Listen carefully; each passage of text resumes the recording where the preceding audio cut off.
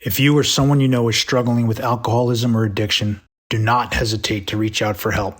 You can find numerous free resources on our website, thebeginagainpodcast.com, and there are tons of resources and support networks available online, in person, or just a phone call away. You don't have to face this challenge alone. Welcome to the Begin Again podcast. I'm your host, Gary Menkes. On the Begin Again podcast, we delve into the inspiring journeys of individuals who have overcome alcoholism and addiction and emerged as true trailblazers in entrepreneurship, business, sports, and beyond.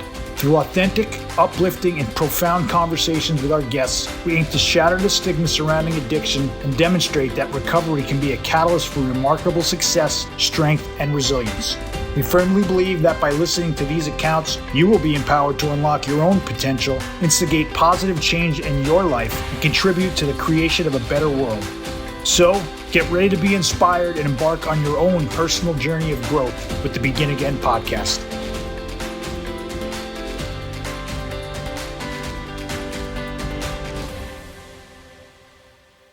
Hello, everyone. Welcome back to the Begin Again podcast. I'm your host, Gary Menkes, and today I am super excited to have two guys that I've been following in this podcast, Sober Out Loud's Recovery Out Loud world of ours, Charlie and Jason from the Way Out podcast. Good morning, guys. How are we doing today? Morning. Morning.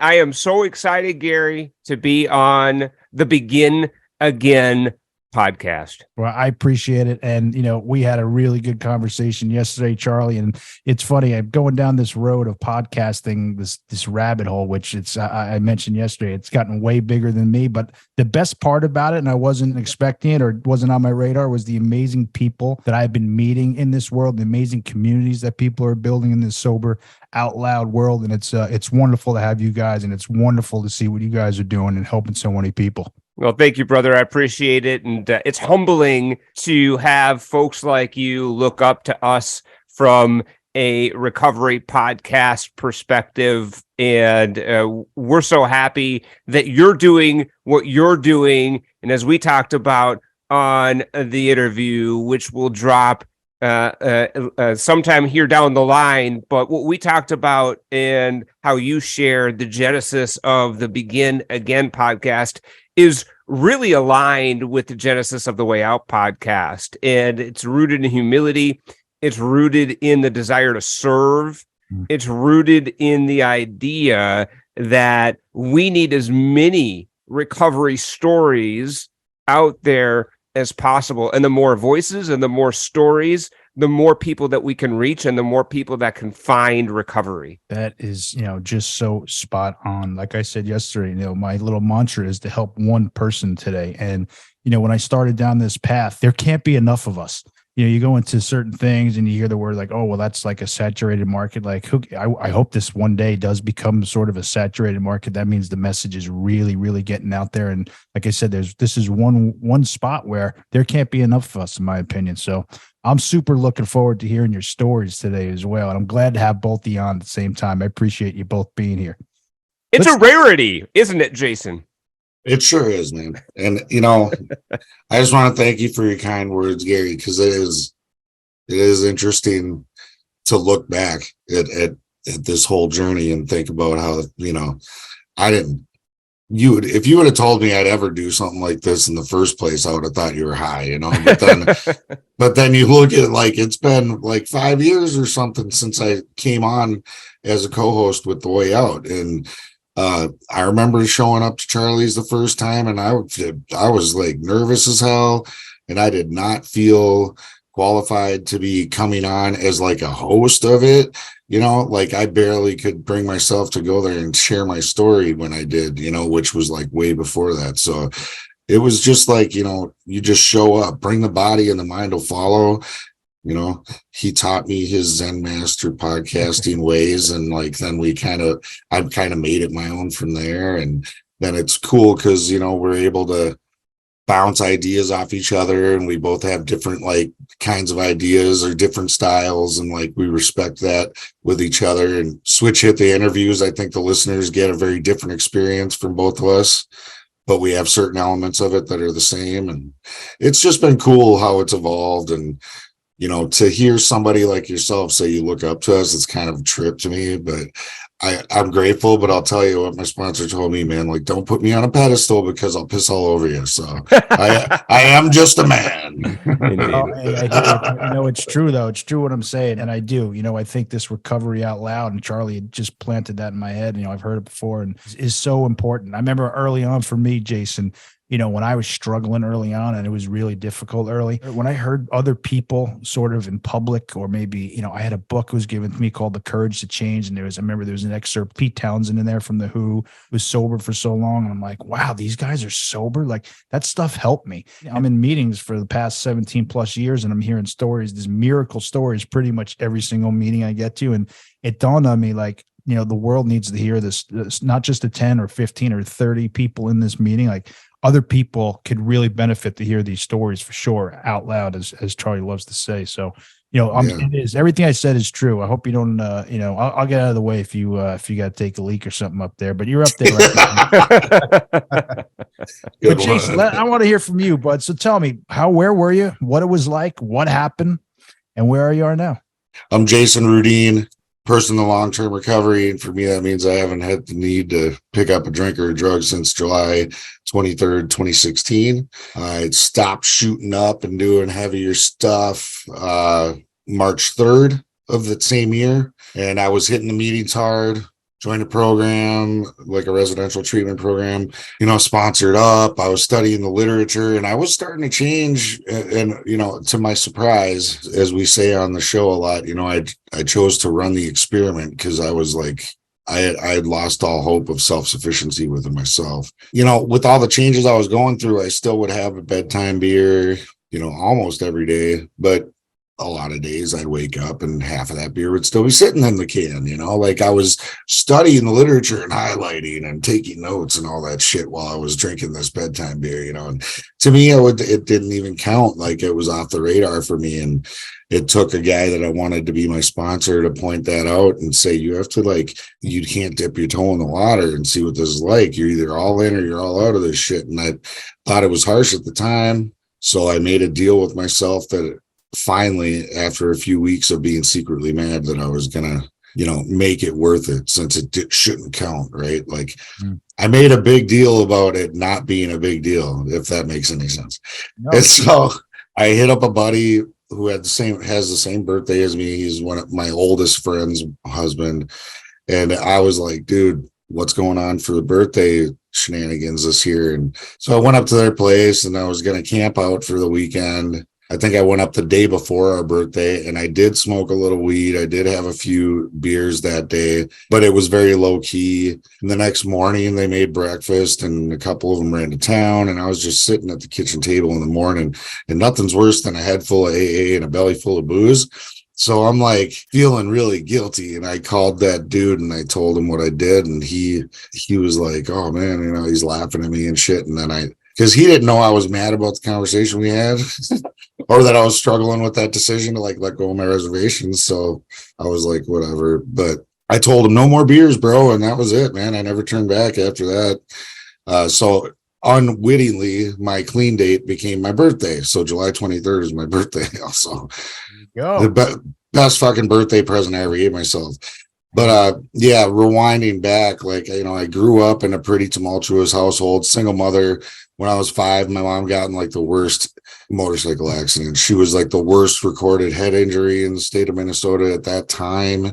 I mean, she was in a coma for 3 months, hospitalized for over an additional 3 months. Her head was the size of a watermelon, dislocated her jaw on both sides, all that shit. And I got bounced around from family members. In one of my uncle's house when I was living there, his son, who was 16, I was 5 at the time, sexually assaulted me repeatedly during that time. He was kind of my babysitter. They didn't know this was going on. So I bit him on the dick one day and I ran my naked butt across the street, 5 years old. And this is in the country. So across the street is a pretty long way because I had to go down the road and find the next driveway.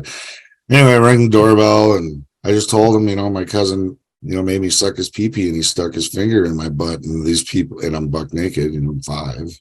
These people are like, what? Called the cops. He got in trouble. I got sent to another uncle.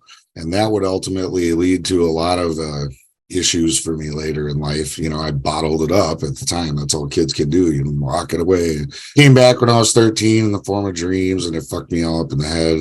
What else? I also kind of like raised my brother and sister from the time I was 8 till I was 13, when my mom was really going through it because she did survive that accident, you know, and she crossed some wires. It took a lot of years for her to find her homeostasis and not be hair trigger, anger, and all this, you know, just crazy party girl.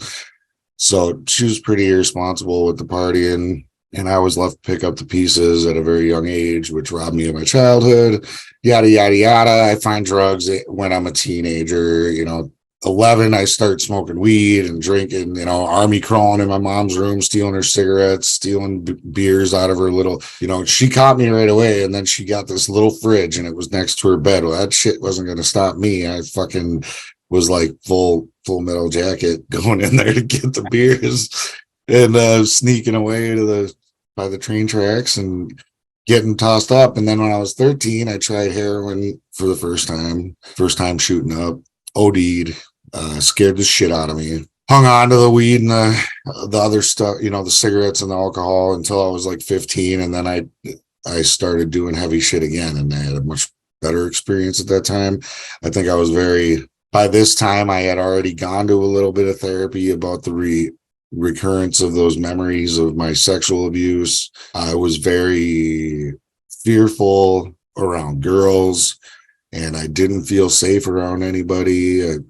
So I kind of had a really dismal view of, like, I didn't feel safe at home. I didn't feel safe with anybody that should have called friends, because my experience in life was like, if I let them close, they're either going to leave, they're going to let me down, they're going to hurt me.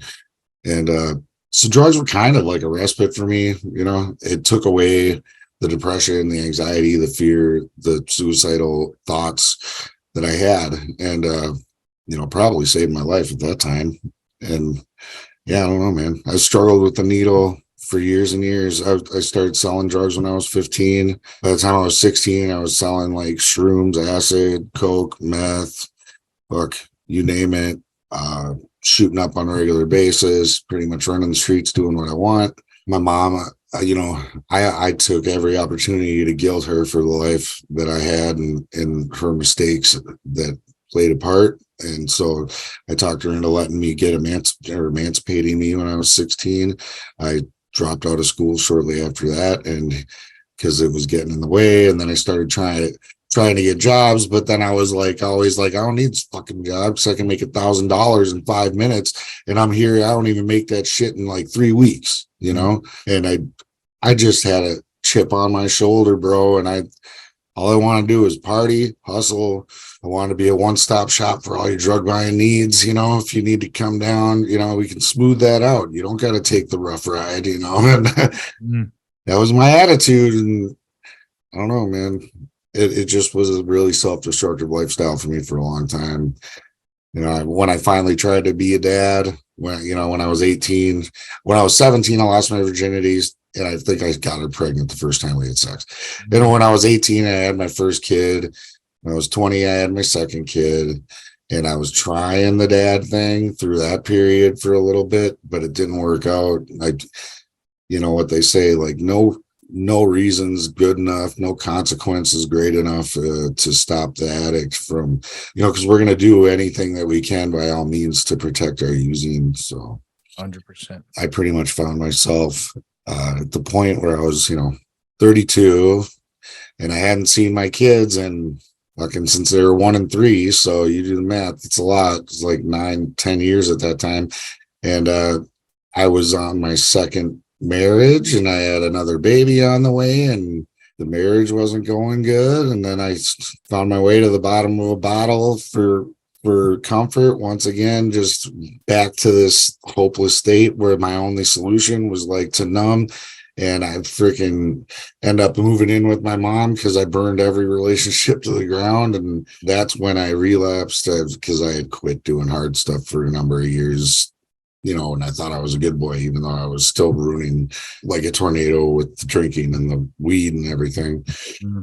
I didn't have a needle in my arm, so I thought I was a good boy for like 7-8 years. And I relapsed on that shit when I was at my at my mom's house when I was 32. And then it only took a couple years, and I got busted on a pretty hefty charge, and I was looking at like almost 100 months in prison, year and a half court case, all that stuff. And I don't know why it was different this time. I think it was just finally coming to the end of myself, like I ran out of options. I always would try something else. You'd think you learned a lesson, like I just won't do that anymore. And then this shit won't. I did that my whole life, or give up one crutch for another and all that stuff. But I think I like exhausted all the options I could think up on my own finally at the age of 34, 35. So, yep, that's when I decided to run the experiment. And here I am, dude. I'm coming up next month. I'll have 7 years clean. Thank you. Brother, another miracle. Your story is just, this is why I do this, Jason, to hear stories like yours, because, trust issues is such a, that's not even the word, right? You were obviously forced to not trust anyone in your life because that's what you were taught, right? And the PTSD that you got from an early age that you carried your whole life, right? Where we got there, not all wounds are visible is this t-shirt, folks. Like, no doubt, right? You carry that. Like, I can relate to that part of carrying. You mentioned chip on your shoulder. I don't know how many times I said that yesterday with Charlie, chip on my shoulder, a whole lot of times. But this is why I do what we're doing here, because you have this unbelievable story. I've never heard someone sort of kind of ease into like trying this, as you say, an experiment, right? But I just love how you were somehow given this grace of surrender at some point, your friend's birthday weekend, and you're sitting at the table and you call your friend who doesn't know that you're mad at him, which I think is so great. I can relate to that too, right? My early on sponsors, like, I was pissed at my early sponsor. He had no idea, but it was going to come. Like, you know what I mean? Like 1 second it's going to come out and he's going to know I'm pissed any day now. And I held it in and I kept doing what he was telling me to do. And thank God. Totally. But brother, now you tell this unbelievable story. You're facing 100 months in jail. You have just incredible background of and people hearing this saying, you know what? Yeah, I get that, and we have that justification, right? But there comes a point where we can either keep going because we can justify our lives, right? Because if you had our life, you had Jason's life, you would do this shit too. In fact, I bet you Jason's doing it better than you can handle this stuff. But you come to that crossroad and saying, what do I want to do? Do I want to keep living this way? Or do I want to try another way, right? You exhausted all of your options, like he said, and you somehow, by the grace of God, sounds like you've been given the gift of surrender, the gift of desperation, whatever you may want to call it. Mm-hmm. And now I'm looking at you right now. I'm hearing your story, and you're helping people every single day in this, man. Every single day. Are you aware of that? I know you don't. We talked about a pedestal before, right? But sometimes, in my experience, it's all right to zoom out a little bit, man, and give yourself a little proverbial pat on the back. Don't take it I'm talking for myself. Don't take it too far where you think I'm hot shit and like I got this, because I don't got this. Right. But man, what a fucking story, dude. And you're helping people today, man. You zoom out and say, hey, it's a good day today. Oh yeah, man. I mean, we get a lot of messages. I get a lot of people that reach out. I've had the opportunity to, really step in as a supporter or a coach for a lot of people, in an unofficial basis. Just, I've made it a priority in my recovery to really educate myself. And, I was certified in like 2019 or 2018 or something like that as a recovery coach through the state of Minnesota, a certified peer recovery specialist.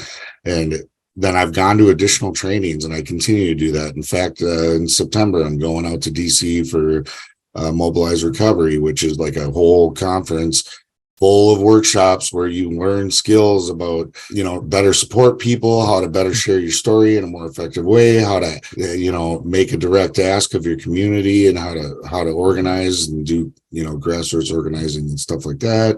And it's like, I'm not doing this shit because I work in the field. I'm not doing this shit because I'm trying to, become famous or something. It's just that I want to better equip myself to be more effective at helping others when the time is put in my path. Like God will always put things in my path. And I try to maintain that healthy work-life recovery balance in the process. So I have to weigh those opportunities and make wise decisions about which ones I'm willing to commit to. But man, I do know I've been able to make a lot of difference for a lot of people, and I'm grateful. I'm grateful that God chooses to use me.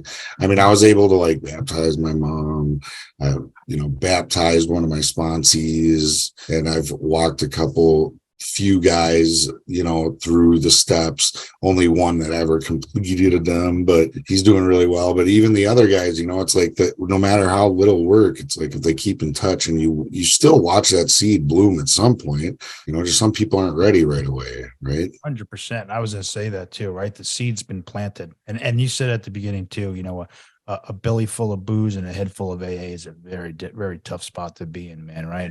But no, yeah, even those, that's my experience too. Like everyone has their journey. Early on, I stopped getting upset with myself if a sponsee went back outside, back out, it's their journey, man. Like you can't force anybody to do this. Like they'll find their way when it's their time, is if they stay if they stay somewhat in touch. And I'm a firm believer, if that seed's been planted, that, they have a better chance than if not, to find our way of life, if you will. Right. And I always try to let them know, like I'm always here, man. Right. And I will never cast judgment upon you for anything you do, because I'm like, whether you're back using or if you're just in a dark place in your head, I'm like, dude, we all go through it, man. I go through it too. I always remind these guys, it's like sometimes you got to treat your head like a bad neighborhood and just don't go there alone, man. Oh, that's so powerful, man. I love that. Yeah. You reminded me of something early on too. I was struggling. I was, first time I ever went to a meeting was 2002. My sobriety date is 2006. So in between those 4 years, it was a battle. It was an in and out battle. And I remember going to a meeting and within this time frame, and I'm in a meeting and I'm talking to my semi-sponsor guys trying to help me. And I'm like, I just don't understand. I just, I don't get it. Like, I feel like I'm doing good. And then I go back out and I'm on the bender, and he goes, I know why you do it. I'm like, why? And he like totally reeled me in, and he looked at me, he goes, you're an alcoholic. And I went, oh yeah, right. I forgot about that little tidbit. Yeah, of course. That's right. Yeah, right. That's very wise. Reminder. Yeah, really deep stuff there. You know what I mean? Yeah, it's so simple. I need a reminder on for sure. Fuck, dude, I got a good forgetter. That's for sure. Built-in forgetter, man, for sure. But we get to learn, and we get to learn to look at ourselves in this program, right? We got to turn stuff around. So, Charlie, what's going over there, buddy? Living the dream, brother. Living the dream. Hey, it's been a minute, by the way, since I've heard Jason's story front to back, and lest I forget, guy's got a heck of a story on him, doesn't he? That is that's what I mean. That's why I look up to you guys. But then to hear your story, start to finish, like we just heard, Jason, and it was a quick one. I understand. Like it's the Cliff Notes version for sure. Cliff Notes, right? Of course. We'll have to do this. We'll do this again at a later date, because I told Charlie yesterday, like this isn't a one and done for me. Whether you guys like it or not, I'm big building relationships, man, and I'm gonna stay in touch with you boys for sure. Dude, that's love awesome. It. Yeah, and I think it'd be cool, if we do this more. We could rock some topics, like really just dig into certain things. No doubt. You never know what crazy stories. That's right. We could do a super show, right? So there's all sorts of things we can do, man. I'm all up for all those ideas, man. Cool. So Charlie, yeah, I talked to you yesterday. You have a little idea of how I got here. Let's hear about you, my man. Well, Gary, again, thank you for having us on. This is quite the privilege. For me, I always believed that I had big addict and alcoholic switches, and they were bound to get tripped at some point. Of course, that's hindsight. And hindsight is always 2020. But, I grew up with a fairly, normal family, mom, dad, 2 brothers. And my dad always said that I had the quickest hand to the cookie jar.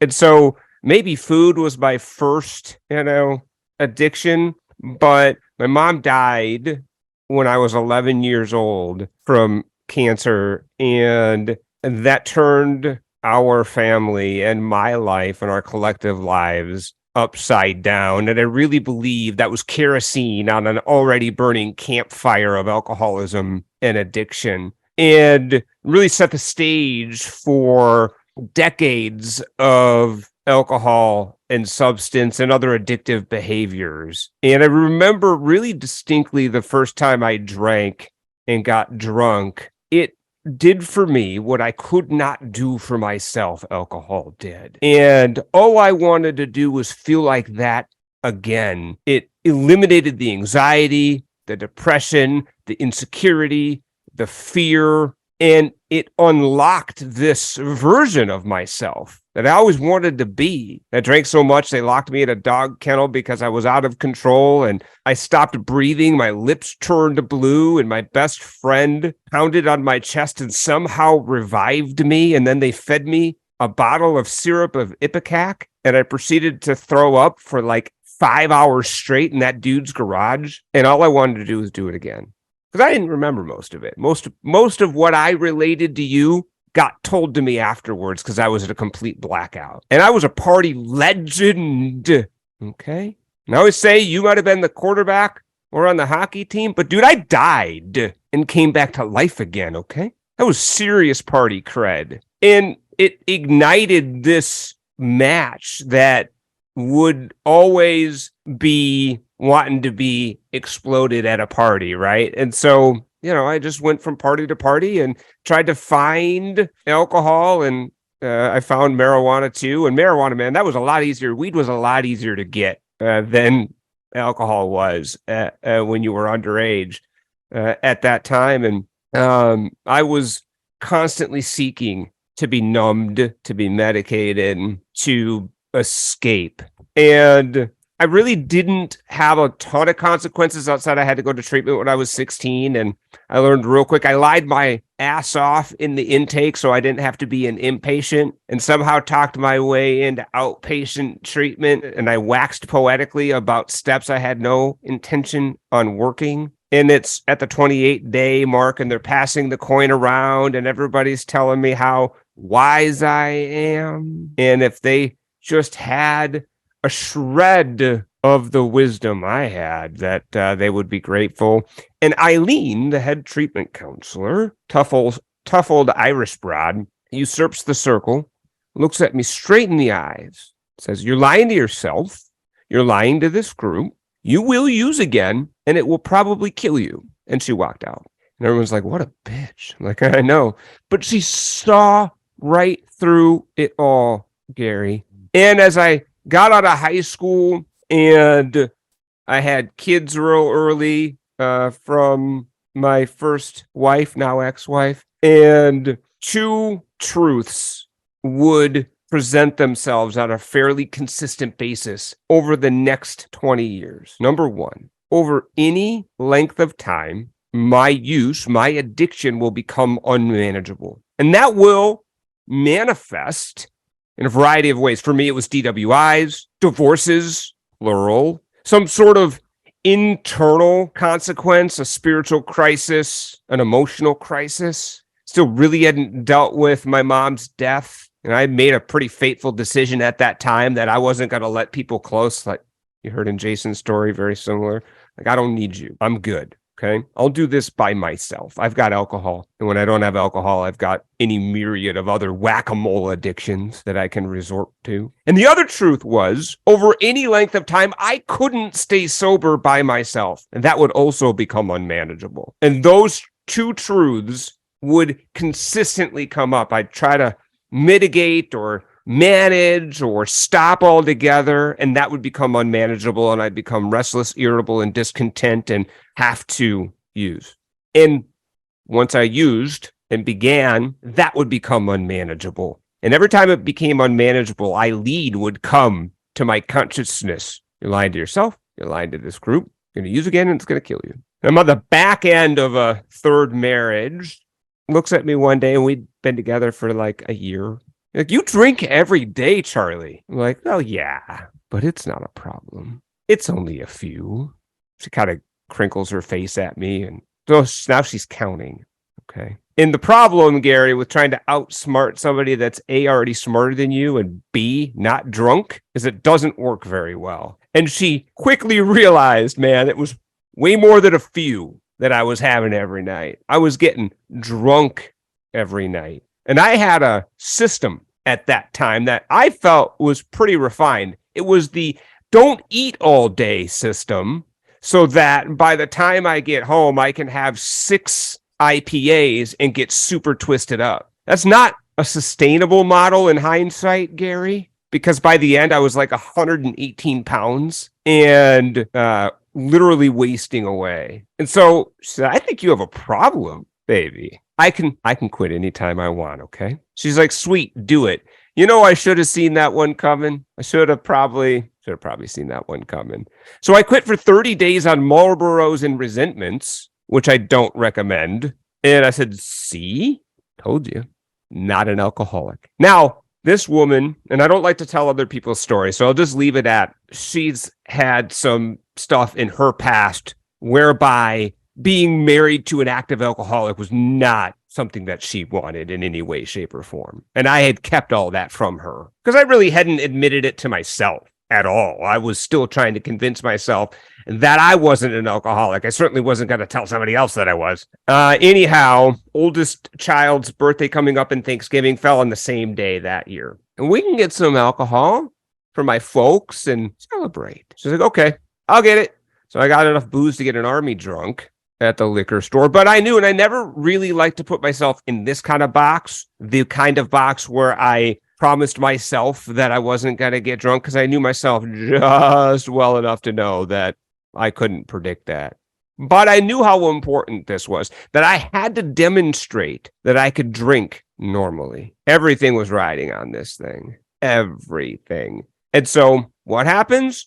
Start drinking. I can't stop. I'm like watching myself overhead and I can't stop myself. I'm drinking half-drank wine and I get completely blasted. I almost cut my hand off carving the turkey. My parents leave after I made a complete ass of myself. And she looks at me and she says, not trying to be mean, what's wrong with you? And my son, my oldest son, looks at her and looks at me and says, what do you mean? It's just dad. He's just drunk again. And that was the first time where it really hit me that I wasn't fooling anybody. And she's like, you got to go to treatment or it's over. I'm like, okay. And I went to treatment, not because I wanted to quit or I wanted to get sober. I wanted to not get divorced for the 3rd time. Okay. That's why I went to treatment. So I got in and I'm in the intake and I cannot tell you why this happened, but for some reason, something came over me. And for the first time in my life, I was completely honest with another human being about the full scale and scope of my alcoholism and addiction. And I cried like a baby in that treatment counselor's office. And she asked me, she said, well, what do you want to get out of this thing? I said, I want to know why I am the way I am. And she laughed at me and said, okay, well, let's say we figure it out. Let's say it's because you always had big addict and alcoholic switches and they were bound to get tripped at some point. Or let's say it's because your mom died when you were 11. Or let's say it's a combination of the two. Given that, if we figure that out, do you ever think you're going to be able to use safely again? No, I don't. Do you ever think you'll be able to drink normally again? No, I don't. Cool. Should we figure out how we get better instead of why you are the way you are? That was the first light bulb moment for me. Like, yes, let's figure out how we get better. Because I never, ever wanted to feel like that ever again, ever. It was less about not drinking for me. It was less about not using at that moment. I just didn't want to keep living the way I was living. And I was willing finally to surrender to it all and fully admit my addiction and alcoholism and start trying something different. So I immediately went home and told my then wife all of the things that I did that she didn't know that I did, which again, I don't recommend. Okay? There's a reason the steps are in order, and that's like step 9. And I hadn't really even worked step 1 proper. We're not married anymore. And really, that's for the best. I am engaged to an amazing woman, and I couldn't be more grateful for that. And life has a way of working itself out the way it's supposed to. And she, bless her heart, allowed me to stay on her really, really, really, really good insurance, okay, even though she hated my guts, long enough not only to go to Hazelden, but also outpatient, but also extended outpatient. And it's what I needed in order to be able to launch my recovery. And I always say, for me, it took working the 12 steps in order with a sponsor. Jason says running the experiment. I say it all the time. I listened to a lot of Joe and Charlie in the beginning, and they just kept saying, run the experiment, run the experiment. Don't worry about the process. Don't think about the process. Don't judge the process. Don't analyze the process. Just do it to the best of your ability and see what happens. If you don't like the result, we'll happily refund your misery. And that's what I did. I just did the steps to the best of my ability in order with a sponsor, but I also went on a therapeutic journey, and I make sure to call that out. That was critical for me to be able to work the 12 steps in order with a sponsor and engage in a therapeutic relationship. I did EMDR, and the combination of those two unlocked my recovery in a way I never thought possible. And the 12 steps gave me a design for living, and the therapy allowed me to move through the trauma, which were triggering each other. I began to pray to a God that I didn't understand. I had no concept of. I have an experience of a higher power today. I don't have an understanding of a higher power as much as I have an experience of a higher power because I ran the experiment and I wiped the slate clean. I hated God. Wanted nothing to do with God. But I was willing to run the experiment. And today, because of the work that I did and continue to do on a daily basis, I've been able to recover out loud and integrate my recovery as a core piece of my identity. And it's turned into a total superpower. And I'm able to use my gifts, skills, talents, and abilities to be able to serve and love on others in an increasingly effective way. And that's the whole ball game for me, is to be able to get out of my own way enough so that I can use my God-given skills, gifts, abilities, and talents to help people in and out of recovery on a daily basis. Unbelievable. I'm amazed as you're speaking this whole time of absolute clarity you had the entire way. It's really amazing, even how you're describing when you were out there, what happened, and now in your sobriety, and you had your son spell it out for you in your face, and that's what that was that aha, if you will, moment, right? Like that was the punch, that was the gut punch, right? That took the wind out of your sails. That one, right? That's a tough one. That's a real man. I wrote so much stuff down.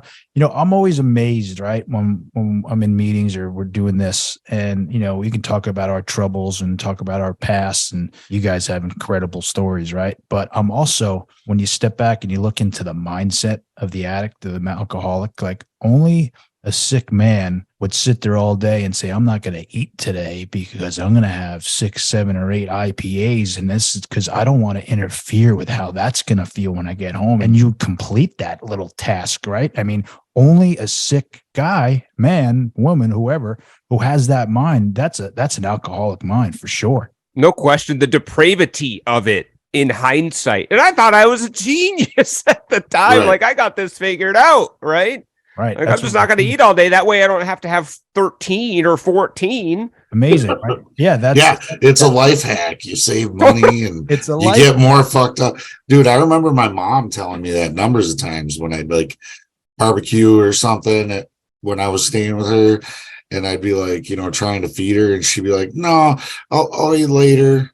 She never wanted to eat until she was done drinking. And dude, then I would binge. Like after I got completely drunk, then my head would be in a bag of chips or whatever I could find, and I'd be was ravenously hungry because I didn't eat all day. That's amazing. For me, I don't know if I ever kind of really life hacked that, but I remember clearly not having enough time. Like I can't eat right now. It's going to take up 15 minutes. No way. I need to go. I need to go. If I was going to the bar, I'd have a sandwich in the parking lot. I wouldn't even eat it because I needed to go. I was in a different spot, right? No time to even eat. that's what, and I said it yesterday too, like staring at my computer all day, young man say, I'm not going to drink, I'm not going to drink, I'm not going to drink today. And then, start sweating and then you feel a little bit better a little later, but I'm still not going to drink today. I'm not going to drink. And then, 5:00, I'm out drinking and I'm not going home again. And I'm not going in the next day, and over and over and over again. Charlie, can you do us a favor? Can you elaborate? Can you tell us about the EMDR? I'd love to hear about this. Yeah, absolutely. It was transformational for me.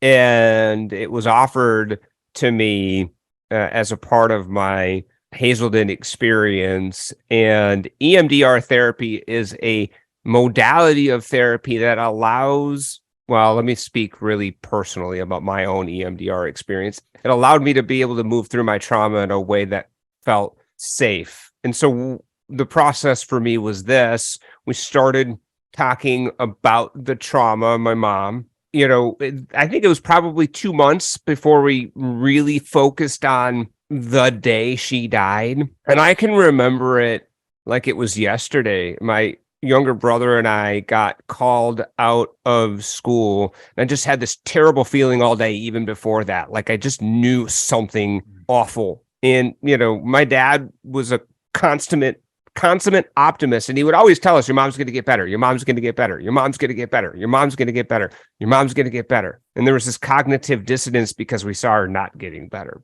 but we were young and we also wanted to believe she was going to get better. Nonetheless, we get called out of school. And I remember kicking this rock all the way home, and my dad sits us down on the couch and tells us that our mom died.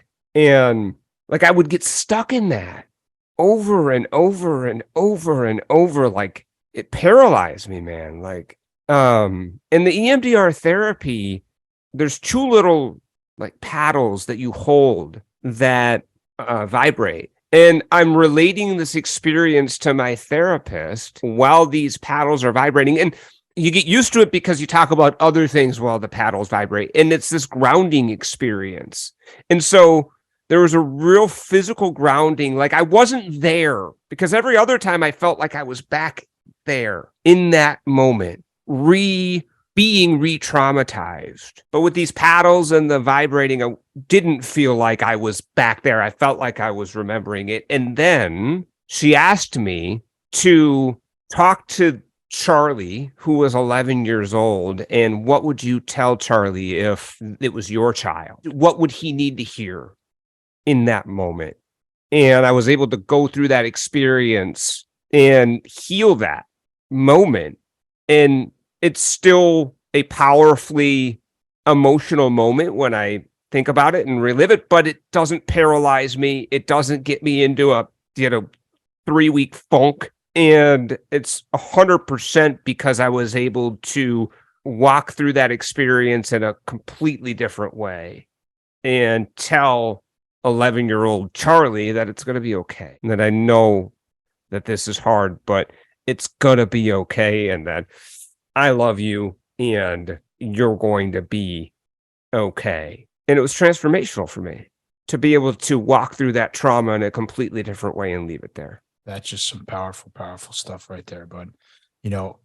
I handedly never went and spoke therapeutically with someone, and I've been thinking about it again a lot lately. It's been coming up a little bit lately, and you guys are both there inspire me, to take a really good look at that and to improve that. And I think I'm probably should be doing that. And B, with Jason saying how he's continues to educate himself in the addiction world, makes me want to do a little bit more in that aspect as well too. So there you go, back on the pedestal, you guys, but you're inspiring me right now. And nice. This has been unbelievable. So you guys have these incredible stories, right? And you finally, Charlie, you had that when you went and talked to that therapist, right? And I don't know if you planned on going and saying what you were going to say, but you walked in there and all I could think of is you got free. You were free from it right at that moment, and you started bawling, and I love it, right? It comes out, and it's a little bit different that time, right? Talking to her, getting stuff out, maybe stuff you haven't even shared with anyone your whole life, and it's just a little bit different. I think we all have, I spoke about it yesterday, Jason spoke about it, you just did. We all have these little moments.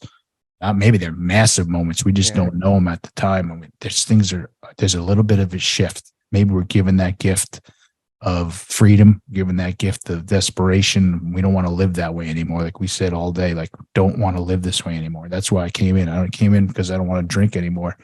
And I thought my life was over. And little I know, it was just starting. So you said it, brother. Gift of desperation. That's exactly what it was. it's amazing. And it's a beautiful, right? It's a true gift. Like, that's not cliche. That's real, man. That is a real thing. So you guys, you have your stories. You went to extensive rehab, Charlie. Jason, you went through your stuff. Tell us what it's like today and what leads us to the Way Out podcast. Oh, man, that's great. So I think I'll start with a little bit what it's like now and the genesis of the podcast, and I'll let Jason come in with what it's like for him and coming into the podcast, because that's a great story too. So I'm going to let him talk about that piece. Wait. But like you, Gary, I kept hearing these really powerful recovery stories, and they were changing me, man. I was hearing people who thought like I thought, drank like I drank, used like I used, did what I did, and they got better. And I wanted what they had. But I also was thinking, these stories need to get out of church basements. And if they're changing me, they got to change other people. But then I had this other piece about, dude, you sat in a lot of 12-step meetings. I had that experience at treatment when I was a teenager, and then I was in my early 20s from a nudge from the judge. And both of those times, man, I was just waiting for my turn to talk, to wax poetically about steps I wasn't working. I didn't care what you had to say. Didn't care. Just waiting for my turn to power share. And so I felt conflicted about starting a podcast because I wanted it to be about other people. So the epiphany for me was, you're going to share other people's stories. You're not just going to sit on a podcast and talk about recovery. You're going to share other people's stories. And that's going to be a way to provide a bit of an amend from those previous 12-step stints, and also serve the recovery community and recover out loud. So I started the Way Out podcast in 2016, sharing powerful recovery stories and recovery power topics. And I didn't know what I was doing. I made a lot of mistakes. If you listen to the first episode, and we keep that up there, I keep that up there really for humility more than any other. It's a lot different today than it was in episode 1, but you know what? Like, that's the way it is. And you can see the evolution of the podcast, and you can, see the evolution of my own recovery through that time as well. Right. It was amazing. And I met all these amazing people while I was doing the Way Out podcast, and I was learning all these things, and it was such an educational experience. And much of my recovery is very much informed by all of the amazing people I've been able to have on the Way Out podcast. And Jason was one of those people relatively early on, and he had just an incredible story and just a heart for service. And I put a call out on a Facebook group that's a recovery-centered Facebook group, Sober and Serious. Like, hey, I'm looking for a co-host because I don't know if I can keep doing this all by myself. And that's that asking for help. And recovery taught me that. And Jason raised up his hand, and it took the podcast in such a, on a new level, really. And to Jason's point, like, he began to create his own style, although our format's the same. And we do the intro questions that are the same, and the outro questions that are the same, and the general template's the same. But he really started to really embody a completely unique style of interview. And so the Way Out audience really does get some different flavor from the interviews I do versus the ones that Jason does. So, but yeah, it's been tremendous, and I'll let Jason kind of share about what it's like now and joining the Way Out. Yeah, please do, Jay. All right. Well, first though, before I do that, there was 2 things from the treatment and therapy part that you guys were talking about that I wanted to kind of relate to real quick. So like when Charlie was talking about when his oldest son just was like, what do you mean? That's just dad being dad. He's just drunk again. So I had a similar moment. I mean, it's way different, but it was similar kind of too, where I was like tripping off meth, whatever. I had my son for the weekend. He was 3. And I can remember I did, every once in a while I would like shut the phone off, and it was very rare, but I would be like, I don't know why, but I just feel like I need to blast off to the moon. So I put him to bed that night. I did way more than I should have. So by the time he was waking up in the morning, I'm like geeking window to window, and I'm just gone, dude. And then he sneaks upstairs because he was little. He was like 2, I think, maybe 3, almost 3.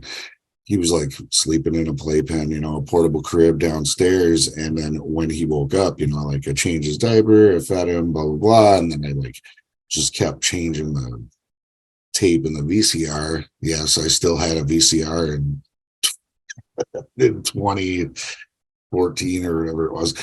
But I was like, dude, I'm up there geeking out. And then he crept up and I didn't hear him.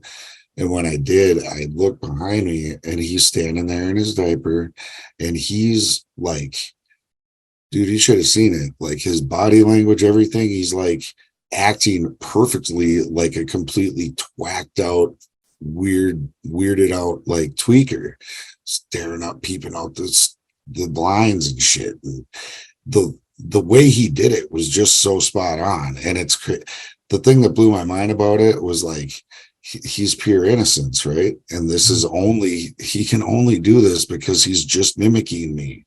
It made me feel like the biggest piece of shit on planet Earth. It really fucked me up. It really fucked with me.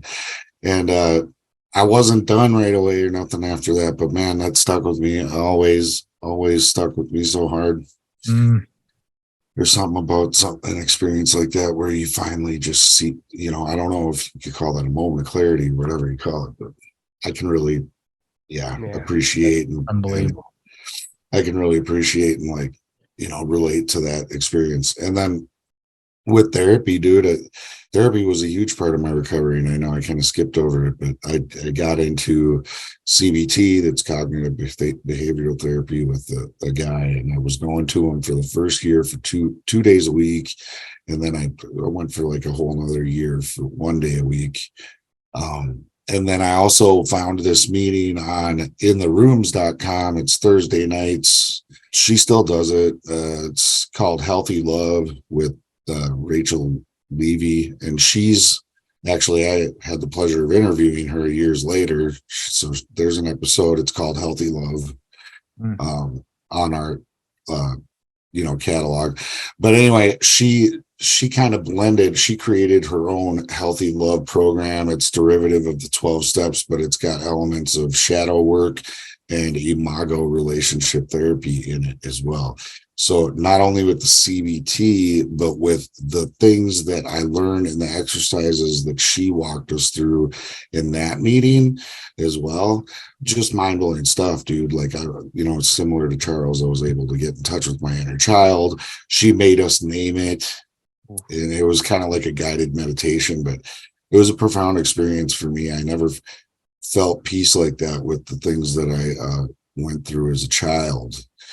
But I was able, it put me in a position where I could like really like take the time to love on that child inside myself that I never really knew I needed to do that, or nor did I want to, right? Like it was it's so uncomfortable, but it was a safe enough space that it made me feel comfortable going there and giving it a try. And it was extremely profound. So yeah, can't say enough about you just keep seeking, learn as much as you can, because different strokes for different folks, right? Like you're going to find certain things that just feel so right to you, and they're going to resonate with you, and you're going to have enough curiosity and feel safe enough to go there and really try it. And who knows what that is for you, right? So you'd be doing yourself a disservice if you didn't look around.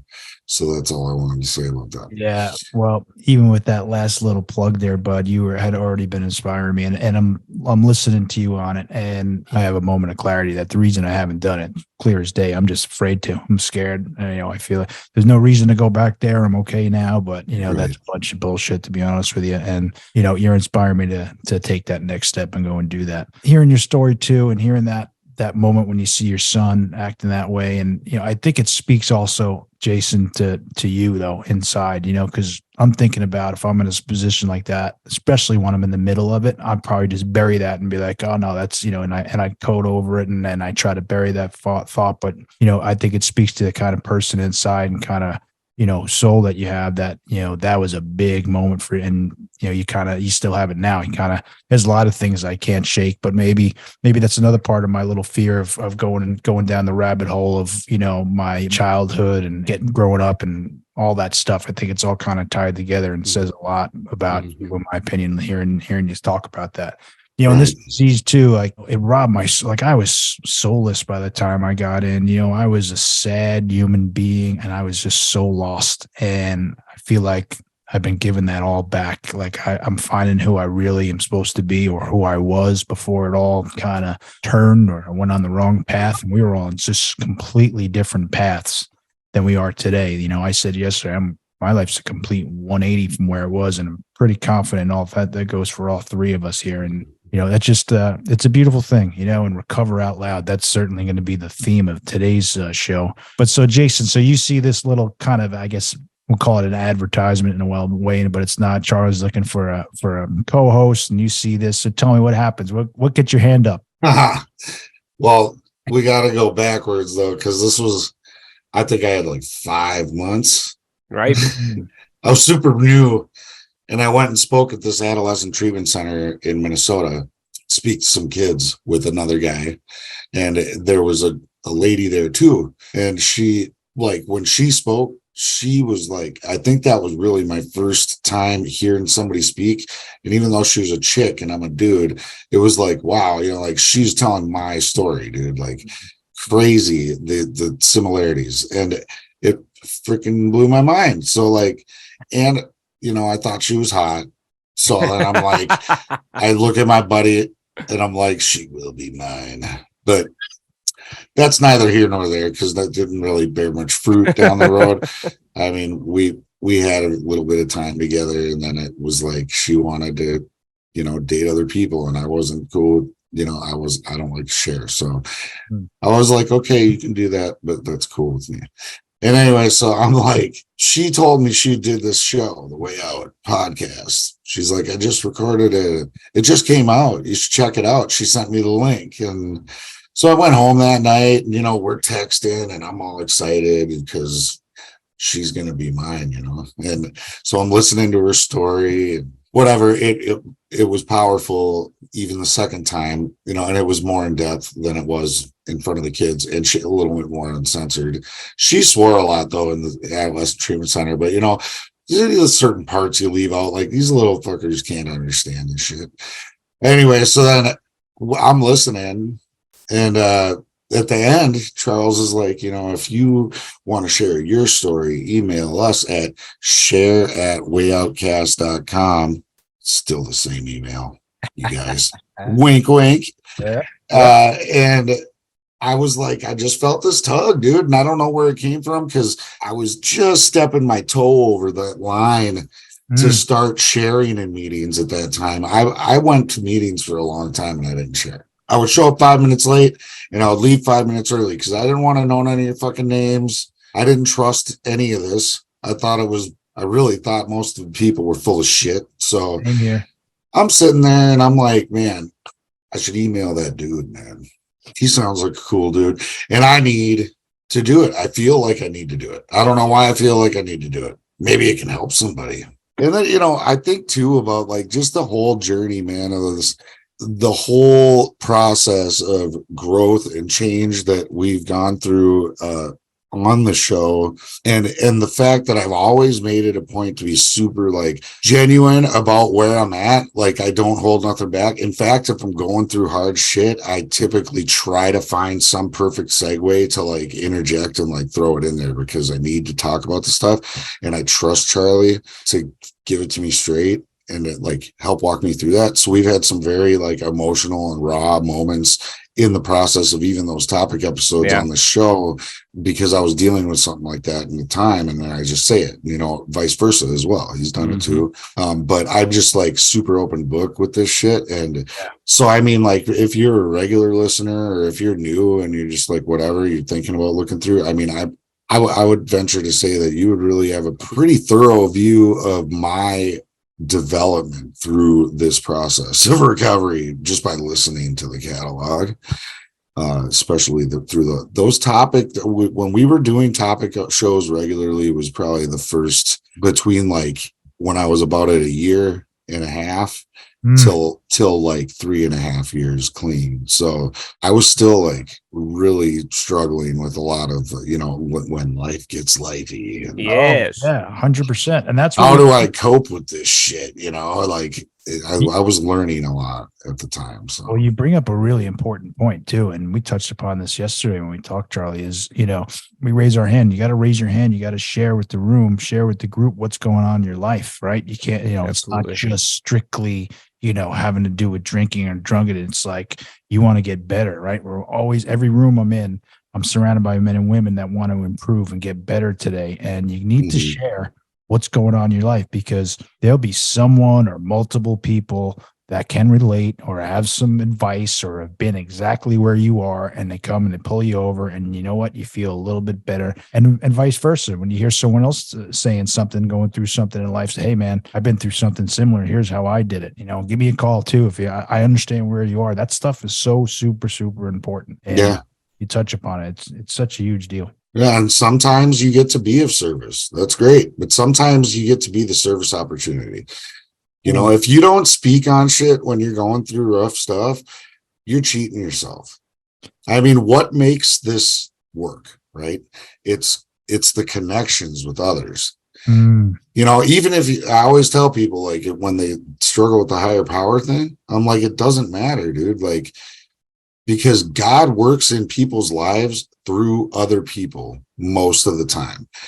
But if you're not being authentic, if you're not asking for help or whatever, then you're not giving people the chance to help you. Right. Because people don't know the shit unless you tell them. Like, closed mouths don't get fed.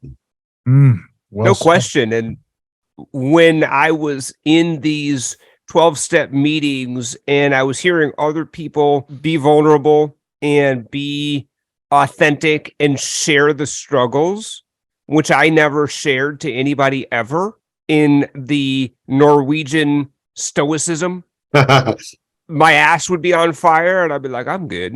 Yep.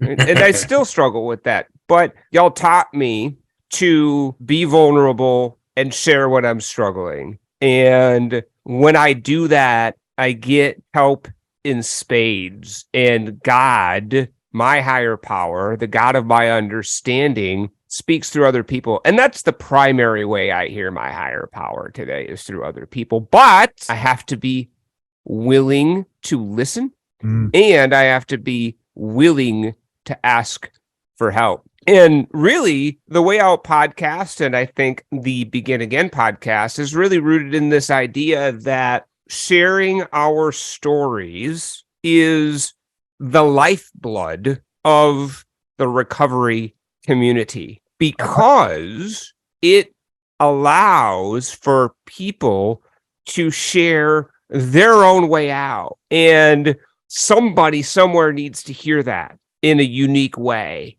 Like, my story is going to help a certain amount of people. I don't get to decide who that helps. Jason's story is going to help a certain amount of people. He didn't get to decide. Your story, Gary, you don't get to decide. I'm responsible for being the best example of recovery today I can be, and for my own personal recovery, recovering out loud. And the more people that take that risk and recover out loud, the more people we can help. Amen to that, bud. Amen to that. That is so well said. I was going to say, we're talking about bottling stuff up too on top of it, but you just wrapped that up too perfectly, my man. So I totally agree. All right, let me ask you guys one last final question. Charlie, you can go first. All right. What are you telling the newcomer? What is your message of hope for that newcomer that just walked to that basement or came through those doors? Oh man, what a question. I love that question, by the way. I'm telling that newcomer to find the people that have what you want and do what they do and do what they did. That's what I did. I found the people that had what I wanted and I did what they did. If they said, make my bed, I made my bed in the morning. If they said, work the steps in order with a sponsor, I did that too. So find the people that have what you want and do what they do. And the other piece I would say is just run the experiment. Don't worry about the process. Just run that experiment. I love that. I so love that. Run the experiment. I think that's the other theme of today's show for sure. And Jason, I was asking Charlie one final question. I want to hear from you too. Is what is your message of hope for that newcomer that just walked through the door? We hear it. If you ever been to a 12-step meeting, I don't care what state or country you're in, whatever, we hear it all the time. It's keep coming back, right? Bring the body and the mind will follow. Like, I can't tell you how many months I went to meetings, like I said, 5 minutes late, leave 5 minutes early. I purposely did that. I didn't share. And I probably either on my phone or sitting there, obsessing about my own shit. So I was maybe getting half, and that's probably being generous, of what was being said in those meetings, right? And I did that for a long time. But even if you're only getting a little less than half, you start to notice when this thing seems to be working for people if you keep coming back. And then next thing you know, you're like, wow, that shit's really looks like it's working. So then I would be like, then my untrusting side would kick in and I'd be like, that's a fluke, or they're full of shit. And like, now I'm just going to be like watching that person because I don't believe this. Yep. And then weeks, months go by. They're growing even more. In fact, holy shit, like now they're like, they seem really happy. They seem like they have peace. They're going through court still. And like, they were so fearful before, but now they seem like they're like really like calm about the whole thing. I don't know. So I would just watch thinking they were going to fall. And lo and behold, they didn't fall. They continued to rise. And then I finally was like, you know what, dude, God knows my shit. My way ain't working. Nope. I need to try this. And so what happened? I started to talk. And then when I talked, I got swarmed. I got like 1 million friend requests. I got numbers given to me left and right. And I started to show up early to hang out. I started to go out to fellowship. People would make me. I didn't have no money. They'd be like, I got you. Get you some chicken strips or something. Fucking A, dude. And at that time, I didn't have a pot to piss in or a window to throw it out of, and I didn't have a job. So they would bring me, man. And I was going to like at least one meeting a day. And some days on the weekends, it would be like, I remember on Saturdays, sometimes I would go to the 8 a.m. I would go to the 7 p.m. AA Al-Anon mixed group, and then I would go to the 9:30 candlelight meeting at Blaine. So I was like triple dipping on some days, Those are good days. So yeah, man. I got to say this is just, you talk about, Jason, the thinking people are full of crap. And I know we're coming toward the end, but I just distinctly remember early in my recovery this time around, listening to some dude tell God and everybody that the obsession has been removed. I'm like, that is some kind of bullshit. He is lying to everyone. That is complete bullshit. Right. But I just kept running the experiment. Right. And part of me was like, that doesn't, this thing plagued me for 20 plus years. It's been removed. Like, okay, well, maybe you're not really an alcoholic then, sir. 100% of the same spot. Yeah. Right. Call bullshit. I did. Right. professional at it. I was, And Jason, you know what you were mentioning is checking the box. You go in 5 minutes late, you sit in the back, you don't say a word, you leave a couple of minutes early. I did that for 4 years, and guess what? I never stayed sober. When I haven't done it in 17 plus years. I try to sit in the front and get my hand up, and I share, and I go to. I pay attention to that meeting. And Charlie, yeah, and you got calling bullshit. Like, here's one that it took me a little while. You have the obsession to drink. Oh yeah, obsession. Sure. You're not an alcoholic then, right?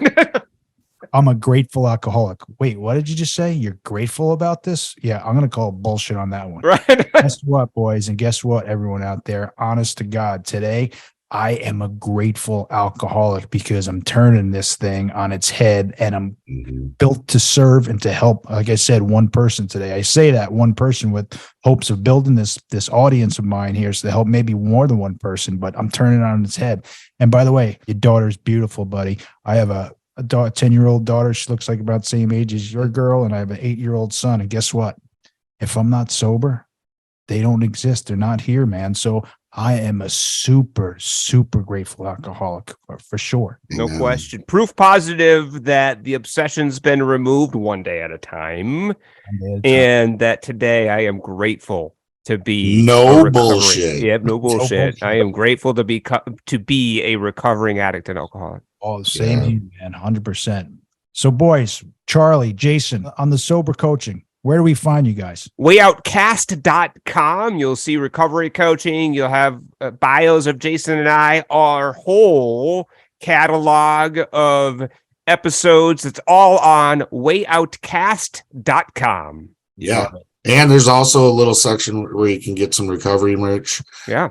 We couple unofficial, but like support partners that, we support their shows, and they support our show.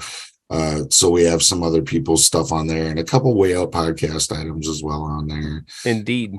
And we do have a recovery resources section, right? To your point, that has a lot of other recovery episodes. We got to add the Begin Again podcast onto our recovery resources for sure. Please do. Awesome. You got it, bro. Well, let's close it on there, guys. Listen, this has been, when we've been here for what, an hour and 40 minutes, and I can go a whole nother 100%. hour and 40, just like enjoy this time. And, that's a group of guys and a good show. So from the bottom of my heart, can't thank you enough for your mission and for what you're doing. I can't thank you enough for being one of my, mentors in a way, guys I look up to in this space. And it's just amazing where we are. I'm over here, and Charlie mentioned it yesterday, a Yankee fan and a Twins fan, and we're hugging it out virtually right now. I'm giving you guys a hug, man. No doubt. Only in recovery can a Yankees fan and a Twins fan bond like we did, Gary.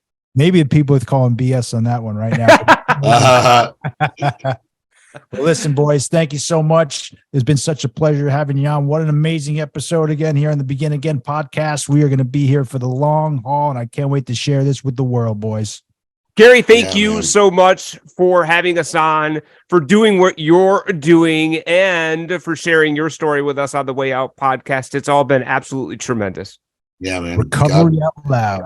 God bless you, Gary, and everything, man. Just guys. Best of luck, and I hope that God continues to bless your show, bless your audience, and spread that message, boy. That's what we're doing. I appreciate it. I'm right back at you too. And like I said, this is we're just getting started, us three. So what a pleasure getting to meet you, boys. So I thank you so much for today. Thank you so much. Thanks, Gary. Thank you.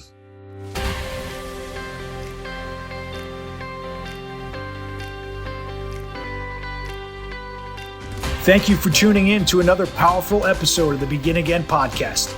We sincerely appreciate your time and support.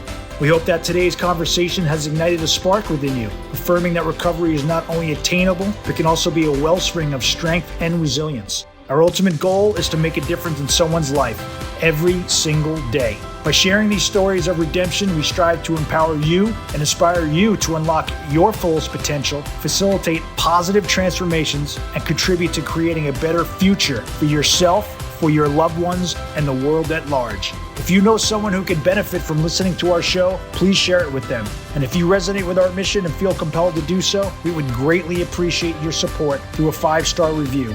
following us on Instagram, and subscribing to our YouTube channel, the Begin Again Podcast. The more positive reviews we receive and the wider our message spreads, the greater our collective ability to help others realize that change is possible in their own lives. Thank you once again for being a part of our community. May you be blessed on your own journey of personal growth and transformation.